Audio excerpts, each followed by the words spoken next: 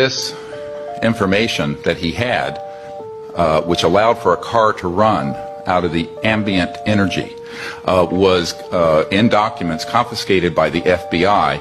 And I have a Department of Defense document demanding that the FBI turn these over to the DoD. The FBI refused. At any rate, science continues because the laws of the universe are in fact universal, and they can be discovered here or around Alpha Centauri or any place else in the cosmos. By 1928 and 29, T. Townsend Brown, as well as the Koloski-Frost experiment in physics in Germany, had determined that VHV, very high voltage systems done in a certain resonant field, could result in so-called electromagnetogravitic effect, the lifter effect that has been described, which you see in UFOs. They also can create what's called a space-time bubble around an object so that you can correct for 1G. This is how these objects are traveling at multiples of what any aerodynamic physics would describe, and can make right-hand turns without killing the occupants. Around this same time, there was, in the 1940s and the late 1930s, a number of UFO sightings. This included the so-called Foo Fighters. Yes, it's a famous rock group. However, the Foo Fighters took their name from the reports of these objects seen in the theater of World War II that were flying around our aircraft. We thought it was a secret weapon of the Nazis. The Nazis thought it was a secret weapon of ours.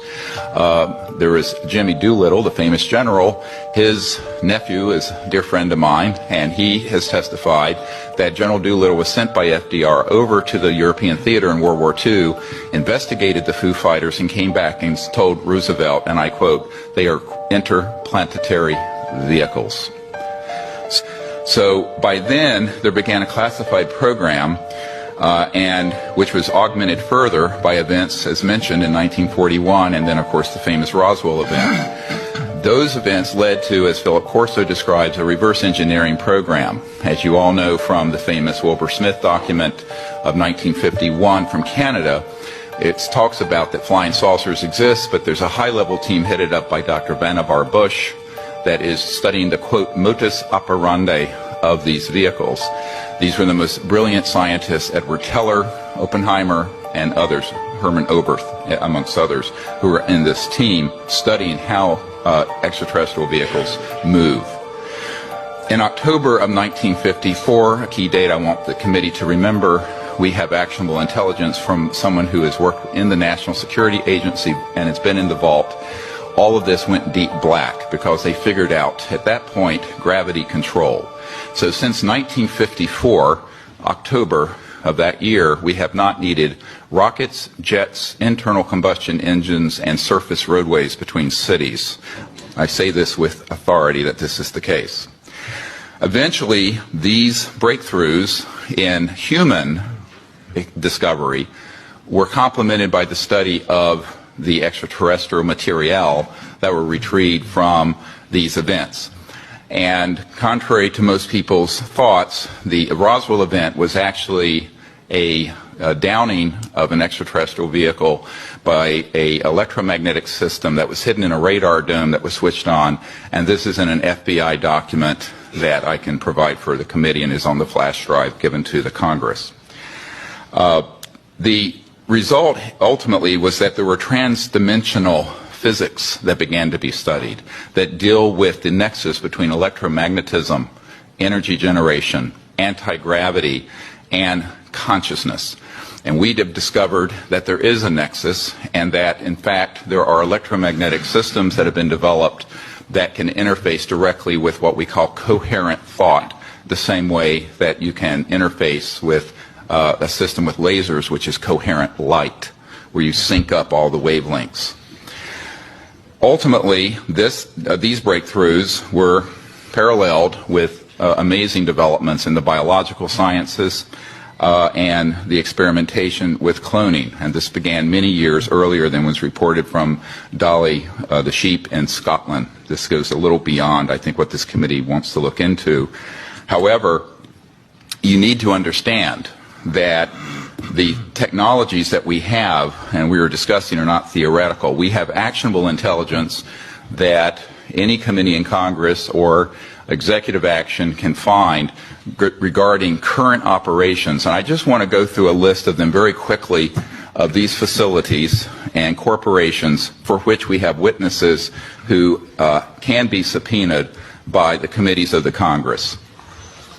This was developed at the request of Congressman Christopher Cox of Orange County, with whom I met, and was later further developed for the briefing that we put together for President Obama.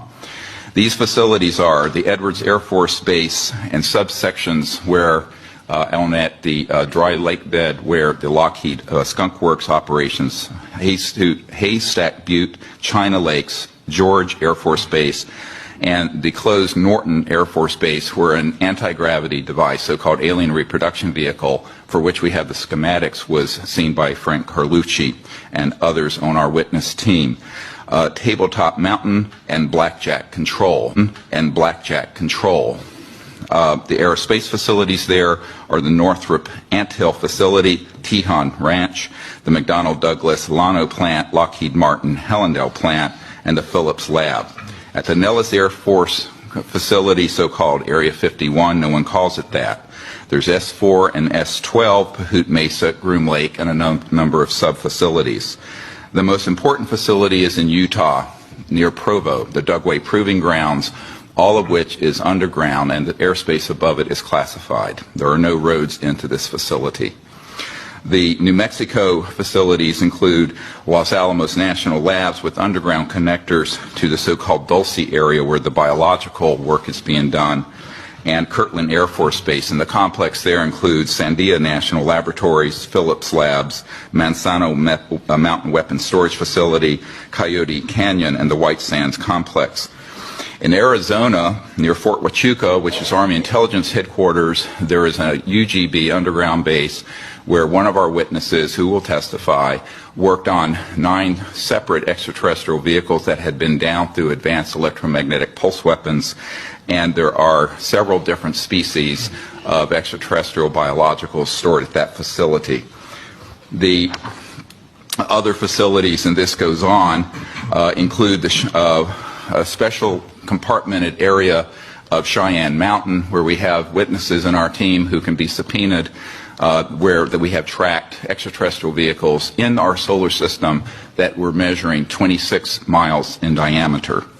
There are also facilities in Australia, a key one being Pine Gap, the so-called Alice Springs facility, which is mostly a U.S. Air Force facility, even though it is in Australia.